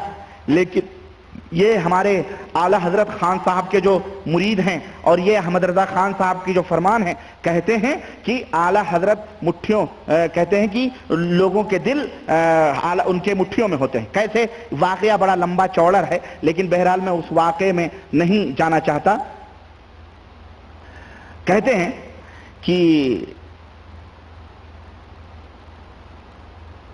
واقعی مقدس حضرات کی مٹھی میں قلوب ہوتے ہیں، جس طرف چاہیں وہ لوگوں کو رجوع کر دیں. اس وقت حضور پرنور سیدنا غوث اعظم رضی اللہ عنہ کا واقعہ یاد آ گیا جو اعلی حضرت کی زبان فیض ترجمان سے سنا تھا. کہتے ہیں کہ ایک مرتبہ حضور مسجد جامع میں تشریف لائے. خادم جو ہمراہ تھے انہوں نے دیکھا کہ آج خلاف معمول اہل مسجد حضور کو دیکھ رہے ہیں، لیکن نہ کوئی سلام کرتا ہے نہ قیام. حالانکہ ہمیشہ تشریف لاتے ہی تمام جماعت حضور کی طرف آتی اور ہاتھوں کو اور پیروں کو چومتی. ان کے دل میں یہ خطرہ آنا تھا، یعنی یہ حضرت جو مرید تھے پیچھے غوث پاک کے، ان کے دل میں یہ خطرہ آنا تھا کہ چاروں طرف سے لوگوں کا اس قدر ہجوم ہوا کہ حضور سے بہت پیچھے رہ گئے. ان کو چومنے کے لیے لوگ اس طرح ٹوٹے غوث پاک کو کہ یہ جو ان کے دل میں خیال آیا تھا یہ بہت پیچھے رہ گئے. انہیں خیال ہوا کہ اس سے تو وہی حالت بہتر تھی، میں حضور کے قریب تو تھا. ان کے دل میں یہ خطرہ آتے ہی حضور نے ان کی طرف روی انور کیا اور فرمایا یہ تمہیں نے تو چاہا، کیا تمہیں معلوم نہیں کہ اللہ تعالیٰ نے دل ہمارے ہاتھوں میں رکھے ہیں، جب چاہیں پھیر دیں اور جب چاہیں اپنی طرف کر لیں. استغفر اللہ. واقعہ نہیں سمجھ آیا آپ کو؟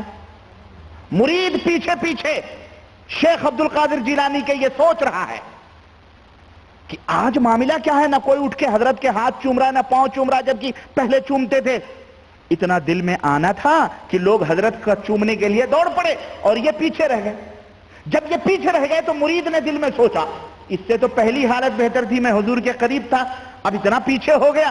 اتنے میں حضرت غوث پاک نے اپنا رخ کیا اور کہا یہ تو تم نے ہی چاہا تھا، تمہیں نہیں معلوم کہ اللہ رب العزت نے فرمایا کہ لوگ مقدس لوگوں کی مٹھیوں میں، ہمارے ہاتھ مٹھیوں میں لوگوں کے دل ہوتے ہیں، جب چاہتے ہیں پھیر لیتے ہیں اور جب چاہتے ہیں دور کر دیتے ہیں. نستغفر اللہ، یہ اللہ نے کہاں فرمایا ہے؟ اور میں کہتا ہوں دوستو، یہ شیخ عبد القادر جیلانی کا قول تو نہیں ہو سکتا، یہ ان کی طرف نسبت کر کے جس طرح انہوں نے اپنا فقہ بنایا ہوا نا، بیچارے امام ابو حنیفہ رحمت اللہ علیہ کا نام لے کر وہ کوک شاستر جو انہوں نے مکمل امام ابو حنیفہ کے نام منسوب کی ہوئی ہے بیچارے کے، اسی طرح سے عقیدے کے مسئلے بھی بزرگوں کے نام ان لوگوں نے منسوب کیا ہے. شیخ عبد القادر جیلانی ایسی کفریہ بات نہیں کہہ سکتے کہ دلوں کے مقدس لوگوں کی مٹھیوں میں اللہ نے ان کی مٹھیوں میں لوگوں کے دل دیے ہیں. استغفر اللہ. اور میں دعوے کے ساتھ کہتا ہوں، ایسا عقیدہ رکھنے والا، ایسا کہنے والا مسلمان نہیں، وہ کافر ہو جائے گا، کافر ہے. اور یہ شیخ عبد القادر جیلانی کی طرف نئے طریقے سے ان کو جو ہے کیا کہتے ہیں منسوب کیا گیا ہے، غلط طریقے سے. اور اعلیٰ حضرت آگے کیا فرماتے ہیں؟ اسی طرح اعلیٰ حضرت عظیم البرکت نے قصیدہ ذریعہ قادریہ شرفیہ نے شریف میں، قادریہ شریف میں ارشاد فرمایا ہے. کیا ارشاد فرمایا ہے؟ ذرا ان کا اعلیٰ حضرت کا، ان کا احمد رضا خان صاحب کے اشعار سنو. کہتے ہیں کہ غرض آقا سے کروں عرض کی تیری ہی پناہ، غرض آقا سے کروں عرض کی تیری ہی پناہ، بندہ مجبور ہے خاطر پہ ہے قبضہ تیرا. خاطر کے معنی دل. میں مجبور ہوں اے غوث پاک، اس دل کے اوپر تمہارا ہی قبضہ ہے. اس دل کے اوپر کس کا قبضہ ہے؟ بتاؤ، ہمارے تمہارے دلوں پر کس کا قبضہ ہے؟ یہاں شیخ عبد القادر جیلانی کا قبضہ ہے. کہتے ہیں کہ حکم نافذ ہے تیرا، خامہ طرف کیا ہے یہ پتہ نہیں، خامہ تر اسیر تیری پتہ نہیں کیا ہے، دم میں جو چاہے کرے دور ہے شاہا تیرا. کہ غوث پاک آپ جو چاہیں کریں، پلکوں کے جھپکنے میں یہ دور تو آپ ہی کا دور ہے، آپ دنیا کے اندر جو تصرف کرنا چاہیں کریں. جس کو للکار دے آتا ہو تو الٹا پھر جائے، جس کو للکار دے آتا ہو تو الٹا پھر جائے، جس کو چمکار لے ہر پھر کے، جن کو چمکار لے ہر پھر کے وہ تیرا تیرا. اور کنجیاں دل کی خدا نے تجھے دی ایسی کر، کنجیاں دل کی خدا نے تجھے دی ایسی کر کہ یہ سینہ ہو محبت کا خزینہ تیرا، اور دل پہ کندہ ہو تیرا نام تو وہ دزد رجیم. یعنی وہ کیا کہتے ہیں، اے غوث پاک اگر دل کے اوپر تمہارا نام لکھا ہوا ہو تو وہ دزد رجیم، یعنی وہ شیطان، دزد مانے چور، مردود چور، الٹے ہی پاؤں پھرے دیکھ کے تغرا تیرا. آپ کا نام ہی سن کر کے شیطان دور بھاگ جاتا ہے. نعوذ باللہ. یہ شیخ عبد القادر جیلانی کی شان میں یہ اشعار یہ کہے گئے ہیں. بہرحال یہ سراسر بدعقیدگی کی دلیل ہے ان کی. اور ایک واقعہ کر کے اپنی بات میں ختم کرنا چاہوں گا. جلد نمبر 2 صفحہ نمبر 89، 81، 82، 83، 84، 85. ایک اور واقعہ یہاں پہ ہے، میں چاہتا ہوں وہ بھی ذرا بتا دوں، لیکن ذرا میں آگے اس کو بتاؤں گا جب وہ نمبر آئے گا. 89 صفحہ نمبر 89 کہتے ہیں مجذوب، کہتے ہیں حضور مجذوب کی کیا پہچان ہے. پہلا واقعہ گزرا کفر کی دلیل ہے، وہ جو بندوں کے دل حضرت غوث پاک کے مٹھیوں میں یا اعلیٰ حضرت کے مٹھیوں میں ہوتے ہیں، اور جو اس نے اشعار کہیں یہ سراسر کفر ہے، اور ایسا عقیدہ رکھنے والا مسلمان نہیں بلکہ ایسا عقیدہ رکھنے والا کافر ہے. استغفر اللہ. اللہ ہمیں ایسی بدعقیدیوں سے محفوظ رکھے. سنیں، کہتے ہیں کسی نے عرض کیا، صفحہ نمبر 89 ملفوظات اعلیٰ حضرت، کہ حضور مجذوب کی کیا پہچان ہے؟ ارشاد فرمایا سچے مجذوب کی یہ پہچان ہے کہ شریعت مطہرہ کا کبھی مقابلہ نہ کرے گا، ہے نا. اب سنیں، یہ اس نے کہہ دیا کہ سچے مجذوب کی پہچان ہے کہ شریعت کا مقابلہ نہ کرے. اب مجذوب کس کو کہتے ہیں یہ بھی سنیں. مجذوب کہتے ہیں ان ننگے پنگے گجیڑی بھنگیڑی ریٹ نکلے ہوئے غلاظت منہ سے نکلتی ہوئی ان لوگوں کو جو ادھر ادھر اسٹیشنوں پر، سڑکوں پر، روڈوں پر بیٹھے ہوئے رہتے ہیں. کوئی بیڑی دے رہا ہے، کوئی سگریٹ دے رہا ہے، کوئی کچھ دے رہا ہے، پاگل مجنوں، ان کو کیا کہا جاتا ہے؟ مجذوب. مجذوب مینس یعنی وہ جذب ہو چکے ہیں، یعنی فنا فی اللہ، استغفر اللہ. یہ جاہل شیطان ان کو ولی اللہ کہتے ہیں. میں کہتا ہوں یہ انہی بریلویوں اور دیوبندیوں کے ولی اللہ ہیں، وہ اللہ کے ولی نہیں، ایسے لوگ اولیاء اللہ نہیں، اولیاء الشیاطین ہیں، یہ ان کے صوفیوں کے اولیاء ہیں، اللہ کے نعوذ باللہ یہ پاگل مجنون لوگ اولیاء نہیں ہو سکتے ہیں۔ کیوں؟ اس لیے کہ جو شریعت سے ٹکرائے، جو شریعت کا مقابلہ کرے، وہ مسلمان نہیں بلکہ وہ کافر ہوتا ہے۔ اور یہ پاگل اور مجنون لوگ جن کو لوگوں نے اولیاء اللہ کا خطاب دے کر ان کی پرستش یا ان کی پوجا کرتے ہیں، یہ تو سراسر بہرحال کفر ہے۔ سنو، کفر کی یہ تازہ مثال میں آپ کو دے رہا ہوں، جو دستور عالم، یہ اس کتاب کو ملفوظات اعلی حضرت کے نام سے دنیا کے اندر مسلمانوں کے لیے دستور کہا گیا ہے۔ کہتے ہیں کہ سیدی موسیٰ سہاگ، سیدی موسیٰ سہاگ، سہاگ کس کو کہتے ہیں؟ سہاگ کس کو کہتے ہیں بھائی؟ شوہر کو سہاگ کہتے ہیں، کہتے ہیں ہمارا سہاگ اجڑ گیا۔ مطلب کیا ہے؟ شوہر مرتا ہے تو کہا جاتا ہے سہاگ اجڑ گیا۔ تو یہ شوہر تھے سیدی موسیٰ سہاگ۔ اور سہاگن کس کو کہا جاتا ہے؟ شوہر والی کو، عورت کو نہیں۔ ہر عورت کو سہاگن نہیں کہنا، نہیں تو پیٹ دے گی۔ ابھی کنواری کو سہاگن کہہ دو تو پیٹے گی نہیں۔ سہاگن کہتے ہیں شوہر والی کو، اور سہاگ کہتے ہیں شوہر کو۔ تو یہ سیدی موسیٰ سہاگ۔ اب بتاؤ یہ شوہر کس کے تھے؟ ہے نا ایک معمہ، ایک عجوبہ ہے نا۔ آؤ اعلی حضرت کی زبانی سنتے ہیں، ان کی بیوی کون تھی، ہے نا، اور یہ شوہر کس کے تھے، ان کی زبانی سناتا ہوں میں۔ اور کفر برگردنے، دروغ برگردنے راوی، کفر نقل کفر، کفر نباشت، کفر کا نقل کرنا کفر نہیں ہوتا، میں اس کو کافر سمجھتا ہوں، کفر سمجھتا ہوں۔ اور جو بھی اس سلسلے میں ان کے عقیدے ہیں، میں اس کو کفری عقیدہ سمجھتا ہوں، لیکن میں بیان کر رہا ہوں تاکہ امت کے سامنے ان حنفیوں کے، بدعتی مشرکوں کے یہ چہرے بھی آئیں، تاکہ لوگ سمجھیں کہ یہ کتنے گندے اور کتنے نجس اور کتنے ناپاک اور کتنے برے مذہب کے لوگ ہیں۔ اللہ ان سے دور رکھے لوگوں کو، اور اللہ ان کے مولویوں سے ہمارے نبی کی بھولی بھالی پیاری امت کو محفوظ رکھے، اور انہیں ہدایت عطا فرمائے۔ کہتے ہیں حضرت موسیٰ سہاگ، اس نے کہا ہے رحمت اللہ علیہ، چلو بات آئی ہے، مشہور مجذوبوں میں سے تھے، احمد آباد میں مزار شریف ہے۔ اعلیٰ حضرت کہتے ہیں میں زیارت سے مشرف ہوا ہوں، اور آج بھی اس کا مزار ہے احمد آباد کے اندر۔ سنو، یہ بھی گئے تھے، اعلیٰ حضرت بھی گئے تھے زیارت کرنے کے لیے۔ زنانہ وضع رکھتے تھے، عورتوں جیسا وضع، علامہ اقبال نے وضع میں تم ہو نصارہ تو تمدن میں ہنود، یعنی اپنے چال ڈھال، پہناوے میں، اڑھاؤ میں، جسموں، وہ تمہاری شکل و صورت تم ہو نصارہ، نصرانیوں جیسی ہے۔ تو وہی یہ جو موسیٰ سہاگ تھے، ان کا وضع قطع جو تھا، لباس وغیرہ، یہ کن کے جیسا تھا؟ زنانہ یعنی عورتوں جیسا تھا۔ کان میں بندیاں، ہے نا، ناک میں پھلی، گلے میں وہ ہار، ہاتھوں میں چوڑیاں، ناخن پالش، لپسٹک، کاجل، وہ سب پورا، اور ساڑی بلاؤز، یا گجرات میں جو چلتی ہو، بھئی احمد آباد کے لوگ جانتے ہوں گے کہ وہاں کیا چیز زیادہ چلتی، میں نے تو دیکھے ہیں احمد آباد میں بوشٹ چلتا ہے اور ایک پیٹی کوٹ شرارہ چلتا، وہاں کی لڑکیاں یہی پہنتی ہیں، ہے نا۔ بہرحال تو یہ زنانہ وضع قطع رکھتے تھے، عورتوں جیسا پورا ان کا ہولیا تھا۔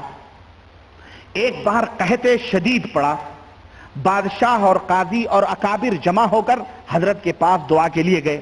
ایسی شکل و صورت جو مسلمان کی شکل و صورت نہ ہو، جس کی وضع قطع مسلمان جیسی نہ ہو، جس کا ایمان مسلمانوں جیسا نہ ہو، جو نماز روزے کچھ نہ کرتا ہو، اس کے پاس جو لوگ جائیں گے وہ کس عقیدے ایمان کے ہوں گے، اس کا اندازہ آپ لگا سکتے ہیں۔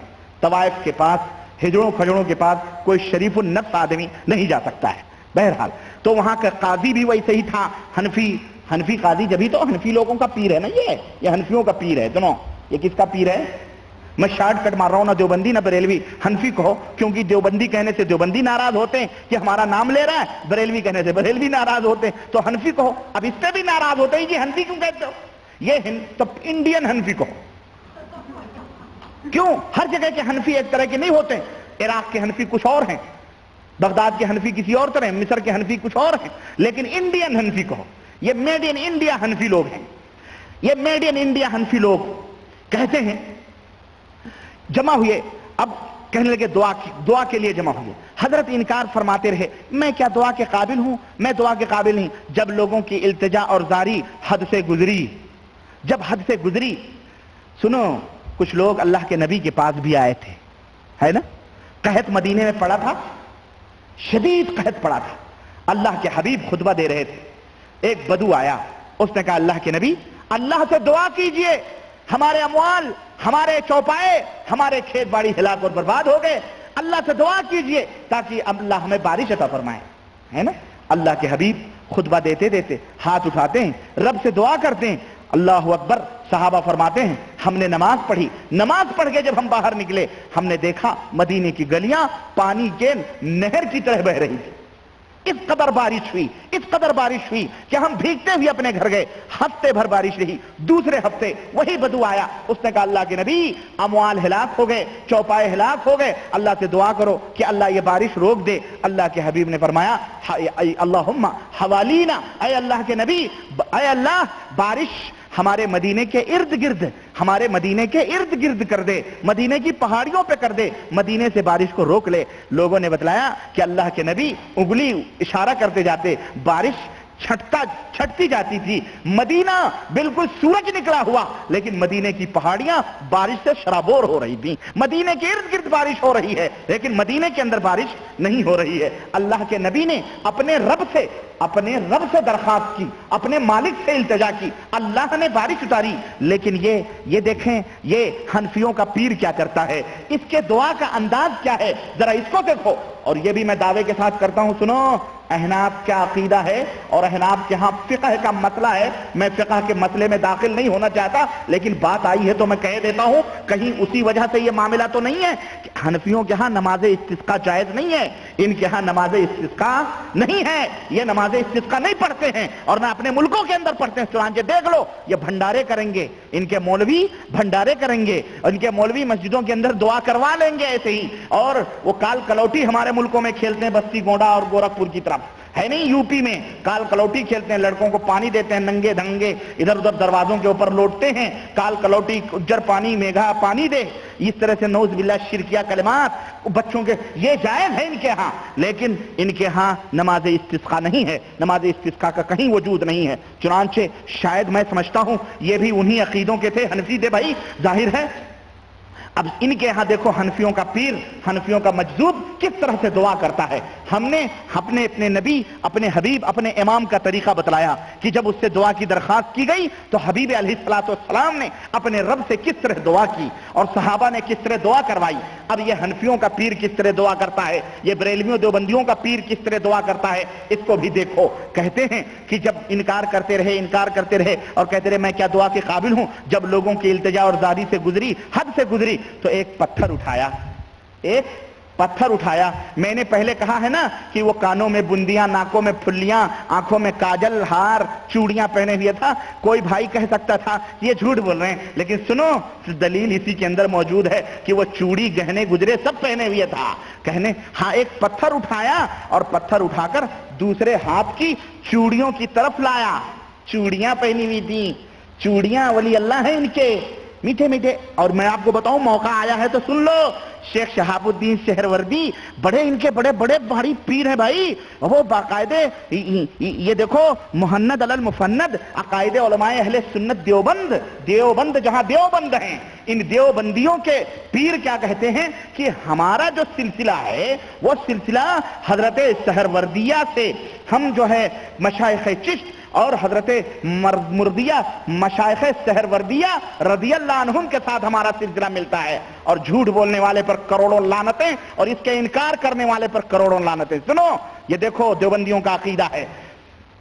یہ سہروردی کون تھے, یہ پیدا ہوئے, جب یہ پیدا ہونے سے پہلے ان کے ماں باپ آئے, انہوں نے کہا جی ہمیں لڑکا چاہیے. غوث پاک نے کہا چلو لڑکا ہوگا, لیکن لڑکی ہو گئی, لڑکی پیدا ہوگی, اللہ دیتا ہے نا, لڑکی پیدا ہو گئی. غوث پاک کا پہنچے عبد القادر جیلانی کے پاس, کہنے لگے کہ حضور لڑکا مانگا تھا, لڑکی ہو گئی. کہنے لگے لڑکا ہی ہے نا. تو اس کی شکل بدل گئی. شکل مینس یعنی اب پتہ نہیں اندر کیا بدلا, اللہ بہتر جانے.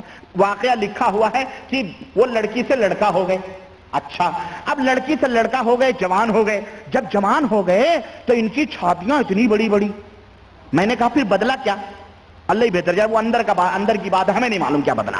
المہم، لیکن چھاتیاں اتنی بڑی بڑی، اور دیکھو تمہاری اپنی کتابوں کے اندر تم نے اپنے بزرگوں کے واقعات میں یہ بات لکھی ہے، اتنی بڑی بڑی چھاتیاں تھیں کہ حضور ان چھاتیوں کو اپنے کندھے پر دونوں لاد کے چلتے تھے اور ہمک ہمک کے چلتے تھے، جو باقاعدہ ہلتی تھیں، اور زلفیں کافی بڑی بڑی، اور آنکھوں کی پلکیں اتنی بڑی بڑی کہ انہیں آپ نے زلفوں کے اوپر ڈالا ہوا تھا، پلکوں کو زلفوں کے اوپر ڈالا ہوا تھا، اور وہ شہاب الدین سہروردی تھے، انہی سے یہ شہاب الدین سہروردی کا سلسلہ چلا۔ ہم نے کہا جس کے ایسے نرم نرم گداز پیر ہوں، پیارے پیارے پیر ہوں، ان کے مرید بھی کثرت سے ہوں گے، پیر دبائیں گے، ہاتھ دبائیں گے، اور نہ جانے کیا کیا دباتے رہیں گے، ان کو مزہ بھی آئے گا، ہے نا؟ تو بہرحال یہ ہیں شہاب الدین سہروردی، اور یہ ہیں جناب علی زنانہ، ان کا پیر حنفیوں کا۔ دنوں کہتا ہے ہاتھ چوڑیوں کی طرف لایا، اور اس نے آسمان کی طرف چوڑیوں کی ہاتھ لے کے گیا، اور آسمان کی جانب منہ اٹھا کر کیا کہا معلوم ہے؟ اس کو احمد رضا خان نے لکھا ہے، فرمایا استغفر اللہ، اس کافر کو، یہ کافر ان کے پیر ہیں، جسے کرشن کنہیا سے دلیل لیے نا اس میں احمد رضا خان صاحب نے، یہ دیکھو چوڑیاں کہتا ہے، کیا کہتا ہے؟ کہتا ہے میہ بھیجئے، میہ یعنی بارش، میہ بھیجئے ورنہ یہ سہاگ لیجئے، اعوذ باللہ، میہ بھیجئے ورنہ یہ سہاگ لیجئے۔ یہ کہنا تھا کہ گھٹائیں پہاڑ کی طرح امڑیں اور جل تھل بھر دیے، جل تھل بھر دیے، اس طرح سے بارش ہوئی۔ یہ بتاؤ سہاگ لیجئے، اس کی بیوی تھی نعوذ باللہ اللہ تبارک تعالیٰ، استغفر اللہ۔ بولو مسلمانوں، میں تمہاری غیرت کو چیلنج کرنا چاہتا ہوں، تم ذرا بتاؤ مجھے کہ کیا ایسا عقیدہ رکھنے والا ولی ہو سکتا ہے، اور ایسے بد عقیدہ اور اللہ کو اپنا شوہر کہنے والا کیا مسلمان ہو سکتا ہے؟ ارے اور اس کو پیر ماننے والا کیا مسلمان ہو سکتا ہے؟ کو جو مسلمان مانے وہ بھی کافر ہے۔ اللہ حی لا یموت ہے، قل هو اللہ احد اللہ الصمد لم یلد ولم یولد، نہ اس سے کسی نے جنم لیا ہے، نہ اس نے کسی کو جنم دیا ہے، نہ وہ کسی کا ماں ہے، نہ وہ کسی کا باپ ہے، نہ وہ کسی کا بیٹا ہے۔ قل هو اللہ احد اللہ الصمد لم یلد ولم یولد ولم یکن له کفوا احد، اس کا کوئی برابر، اس کا کوئی بھی کفو نہیں ہو سکتا۔ یہ ہم مسلمانوں کا عقیدہ ہے، اور حنفیوں کے اس پیر کا عقیدہ دیکھو کہ یہ لے لو بارش اتارو ورنہ اپنا یہ سہاگ اوپر لے لو۔ سنو اعلی حضرت فرماتے ہیں کہ یہی بزرگ ایک دن نماز جمعہ کے وقت بازار میں جا رہے تھے، دیکھیں میں نے جو بھی باتیں کہی ہیں ان کا ثبوت میں دے رہا ہوں۔ یہ بے نمازی بدکار آدمی تھا، یہ چوڑیاں پہنتا تھا عورتوں جیسا، وہ سب دلیل مل گئی آپ کو۔ اب ذرا بے نمازی کا بھی سلسلہ لے لو، کیونکہ میں نے کہا ہے کہ یہ مجذوب جو ہوتے ہیں یہ نیٹے کوٹے گلیز یہ سب، اور ان کا ایک کہانی ہے میں بتاؤں گا انشاءاللہ۔ ہمارے پاس امیر حمزہ صاحب کی ایک کتاب موجود ہے سیاسی بابے، اگر میں وہ آپ کو پڑھ کے سناؤں، پاکستان اور انڈیا کے یہ جو بابے ہیں نا، ان کے اللہ کی قسم آپ کو الٹی آ جائے، قے آ جائے، ایسے یہ گھناؤں نے بزرگوں جن کو ہمارے ملکوں میں ولی اللہ کہا جاتا ہے، ایسے یہ لوگ ہیں۔ سنو کہتے ہیں نماز جمعہ کے وقت بازار میں جا رہے تھے، ادھر سے قاضی شہر کی جامع مسجد کو جاتے تھے، آئے انہیں دیکھ کر امر بالمعروف کیا، یعنی انہیں بھلائیوں کا حکم دیا۔ یہ قاضی جب دعا مانگنے گیا تھا تو وہاں نہیں اس کو حکم کرنا چاہیے تھا؟ دعا منگوانی تھی تو ان کو نہیں بتایا کہ بھئی تو یہ زنانہ وضع قطع چھوڑ دو اور انسانوں کی طرح رہو؟ لیکن سنو کہتے ہیں قاضی نے انہیں حکم کیا کہ یہ وضع مردوں کو حرام ہے، یہ لباس مردوں کو، اور جو شکل و صورت تم نے بنائی ہوئی ہے، آنکھوں میں کاجل، زلفیں بگری ہوئی، کانوں میں بلیاں، ناکوں میں پھلیاں اور چوڑیاں اور پتہ نہیں کیا پائلیں اور سب کچھ جو تم نے بنایا ہوا ہے یہ حرام ہے، مردانہ لباس پہنیے اور نماز کو چلیے۔ اس پر انکار اور مقابلہ نہ کیا، اس مجذوب نے کچھ نہ کیا، بلکہ چوڑیاں اور زیور اور زنانہ لباس اتارا اور مسجد کو ساتھ ہو لیے، خطبہ سنا۔ جب جماعت قائم ہوئی اور امام نے تکبیر تحریمہ کہی، اللہ اکبر، جب امام نے اللہ اکبر کہا، سنتے ہی ان بزرگ کی حالت بدلی، فرمایا اللہ اکبر، میرا خاوند حی لا یموت ہے، میرا شوہر ہمیشہ سے زندہ ہے اور ہمیشہ زندہ رہنے والا ہے، استغفر اللہ۔ سنو یہ کفر اور اس کے اوپر تم ناز کرتے ہو کہ اعلیٰ حضرت مجدد دین و ملت فاضل بریلوی اور کیا کیا، اور اس کے نام کے تم کانفرنس کرتے ہو. رب ذوالجلال کی قسم ہے تمہاری کفر میں کوئی شک کرے وہ بھی کافر ہے. جاؤ، ربانی بولتا ہے یہ بات. جاؤ دنیا کے سامنے یہ آئینہ دکھاؤ.